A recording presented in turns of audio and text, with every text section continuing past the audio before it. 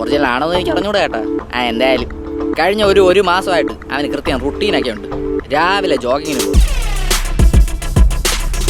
അത് കഴിഞ്ഞാൽ ഏതെങ്കിലും ഒരു കഫേയിൽ മീറ്റ്, അത് വൈകിട്ട് വരെ കാണും. അത് കഴിഞ്ഞാൽ ജിമ്മിൽ കയറും.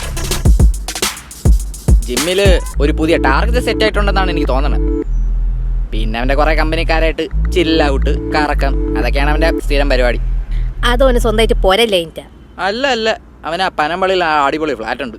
അവിടെ എല്ലാ രാത്രിയും പാർട്ടി ഉണ്ടെന്നാണ് എനിക്ക് തോന്നുന്നത്. ഇതൊക്കെ നമ്മുടെ പൈസ ഉണ്ടാ. കൊള്ള വിടുക.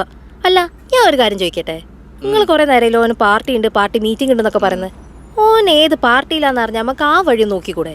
എനിക്കാണെ കുറച്ച് പാർട്ടിക്കാരൊക്കെ അറിയാം. പാർട്ടിക്കാര്? ഇവളിത് എന്തിനീ പറയണത്? അല്ല, ചിത്ര പറയുന്നതിലും കാര്യമുണ്ട്. അവൻ ഏത് പാർട്ടിക്കാരനെന്നറിഞ്ഞാൽ നമുക്ക് ആ വഴി ഒന്ന് നോക്കിക്കൂടെ? ചുമ്മാ അതല്ല രണ്ടിനെയും പറ്റിച്ചോടാവൻ പോയത്. 10 പൈസയുടെ വിവരമില്ലല്ലോ.